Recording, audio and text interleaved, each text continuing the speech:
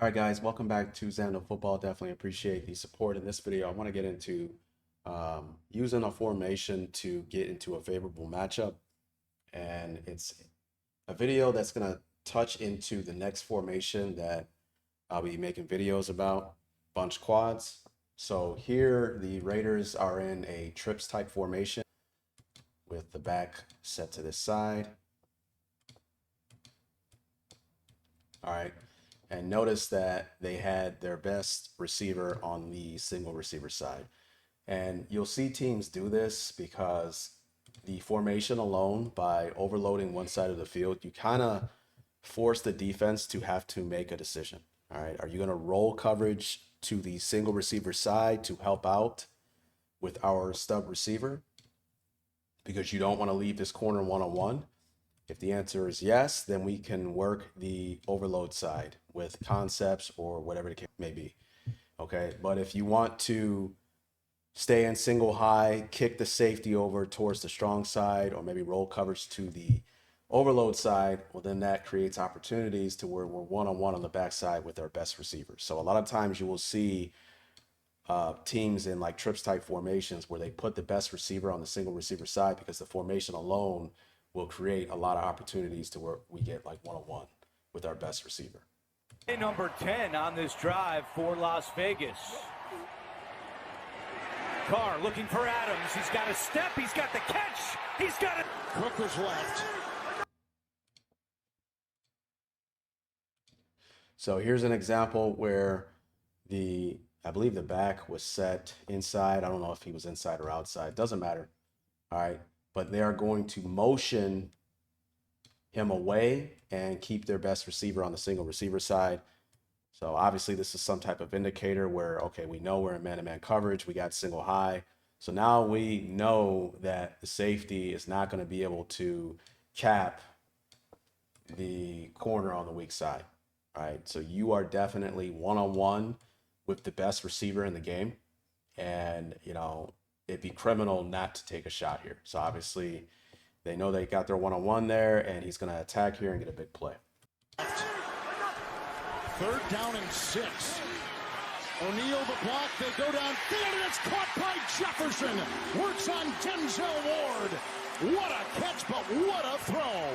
So this is the same philosophy I use when I come out in this formation, bunch quads. All right.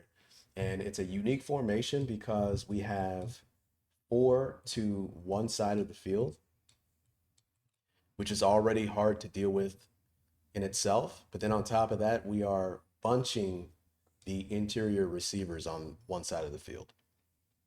Okay, so it causes a lot of problems. And as I stated, we're going to put our best receiver on the backside. Okay, so, it kind of forces the defense to have to declare how they are going to play this formation. All right.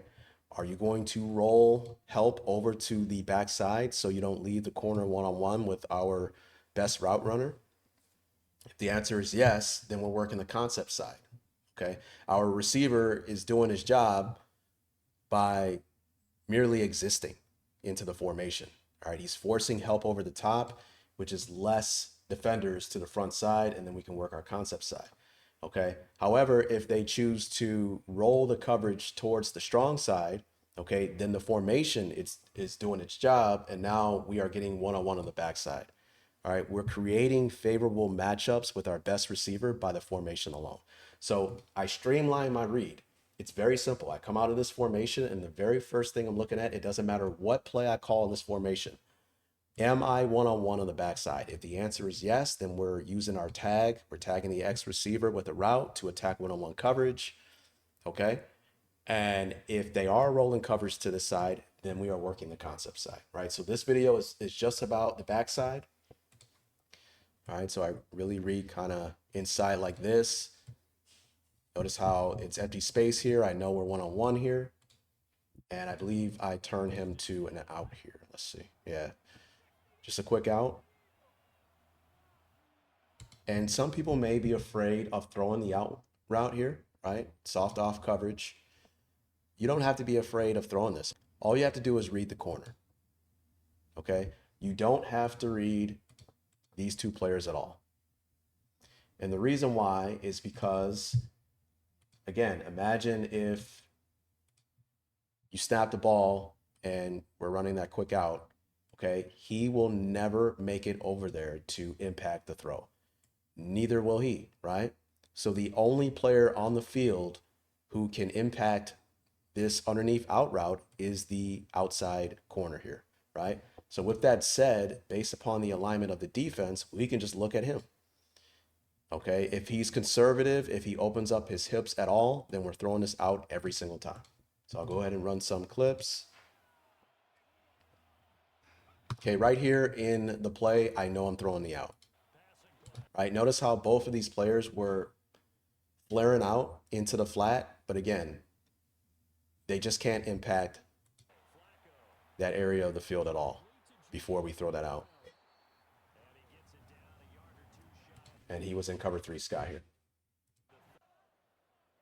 All right, so here's an example. I didn't throw the out. This was early on in me using the formation. So I worked a concept on this side of the field, but I want to show you how, this is an example where you don't have to pay attention to this box defender at all, getting in the window of a backside out from your X. Okay, the only player who can impact that throw is the corner.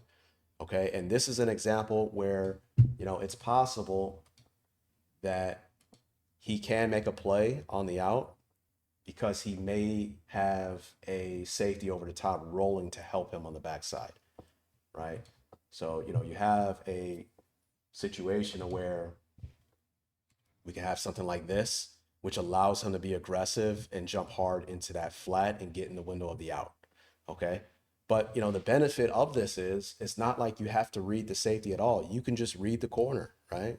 The formation really helps us out. Just read the corner. If at the snap of the ball, he gets out of there, you're throwing that out every single time.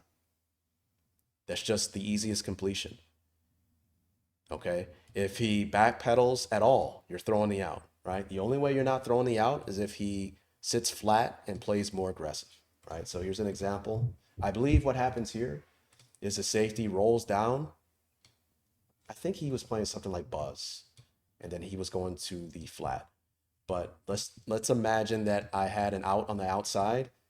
He'd be turning right now, and I would be getting rid of the ball right now, and these guys would not be able to get in the window of the throw with the corner going upfield. So if I had an out here, I'd be looking at the corner, and at this point in the play, the ball would be getting released, and we would have that completion over there. Okay, so back to, again, very simple. This area of the field is empty, so I like the fact that we have one-on-one on the backside. We don't have a potential safety rolling over the top. We can just read the corner, post snap. That time I had a comeback. I don't like running the comeback with the double post concept that we have to the inside because this crossing pattern can kind of draw defenders into this area of the field. I'd rather have this route being thrown with the spacing concept. But again, the philosophy is still the same. One-on-one coverage on the backside. We got our superior route runner on the backside one-on-one. Okay, one-on-one again, reading the corner.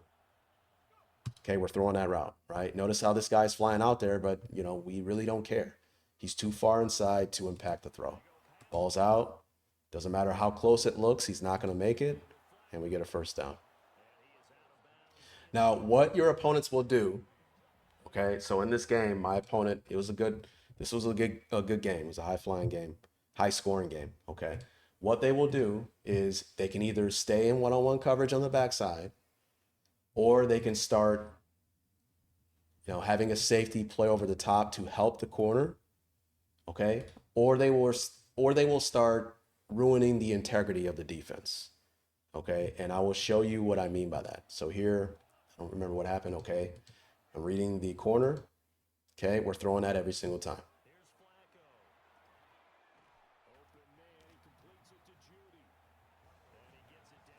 And, you always pay attention to the defense. He was in cover 2 man. So here we see my opponent is doing something very different than usual on the backside because the corner in 2 man usually plays on the LOS, inside leverage, inside trail. But in that play, he had the corner playing off. So I don't know if he backed off coverage and was expecting the corner to aggressively attack that out, knowing that he has over the top help with the safety, but that's not what happened. So the very next play, now look at what we have. All right, now he decides, all right, I'm gonna keep him on the LOS. I'm tired of you attacking underneath with that out pattern. And that doesn't change anything, right? Are we one-on-one over here? Okay, if we're one-on-one, we are attacking against the leverage of the corner. Okay, so now I leave him in pattern here, up the field. And right here in the play, I know I'm going backside. Like I have to throw this. You have to punish your opponent when they play one-on-one on the backside. Okay, so that is what I do. I believe he was playing two-man, using the safety, and he goes hard inside. And notice where I put the ball, over the top and to the outside, away from the leverage of the corner who's playing inside hip trail.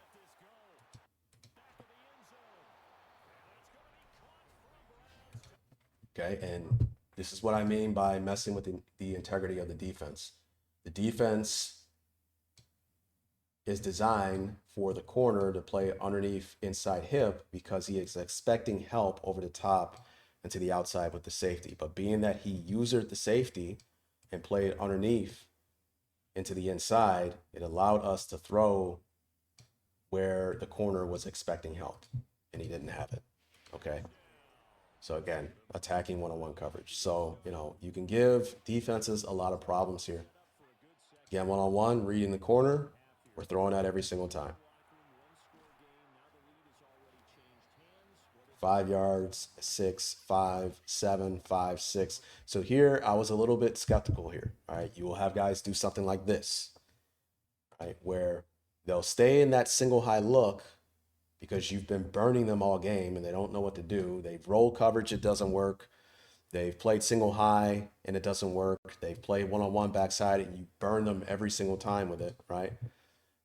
They hard flat the apex, he doesn't make it. Okay, so then they'll do something like this. You got to be reading the defense at all times. Notice how, I'll back up a little bit. Just this subtle movement where he backs up the corner, right? Do you really think this is what people do? And he's pretty savvy in what he was doing, but I've seen this so many times where on the backside, you've been punishing them with this little out over and over and over again against soft off alignment pre-snap. So what they will do is they will back up the corner to give the illusion that they are giving up the underneath space to this route, right? But what they are actually doing is doing some type of hard flat or playing aggressively with the corner by pressing down on the coverage. So at the snap of the ball, you have this out pattern being ran and you throw that out and they are aggressively attacking that route, right? So this is why I decided to keep him on this deep go pattern, because I had a feeling that that's what he was going to do. And the benefit of the defense is if we're wrong and we snap the ball and we notice that he's playing off and getting upfield, well, then we just get right to the concept side, right? So you just abandon ship. Our first read is, are we one-on-one? The answer is yes. Then we're attacking with the tag. Snap the ball, is the tag available? If the answer is no, then you get your eyes to the concept side. That's just a streamlined way of attacking with this formation. Okay, right here, right? You see what he did? So he sat flat and now he's aggressively attacking underneath. So he was trying to trap me. And right here, I knew I got him on the deep fade, wide open. So that's another example of somebody messing with the integrity of the coverage because they are trying to deceive you with their defense to try to slow you down with how you were attacking them. All right. So I'll leave it at that. X tag, again, first things first, you're reading the pre-snap alignment of the defense. Are you one-on-one on the backside? If the answer is yes, then we are attacking backside with our X. Okay. If the answer is no, the next videos will be into the concepts. I believe I'm going to get into the spacing concept next. I don't think I've ever went into this concept. And it's good to go over concepts because, yes, I had this in my playbook, but once you learn this concept, you can run this concept from any bunch formation in the game and you'll know the reads in the play. I'll leave it at that. I hope you got something from this video, and I hope you keep coming back for more, man. Peace.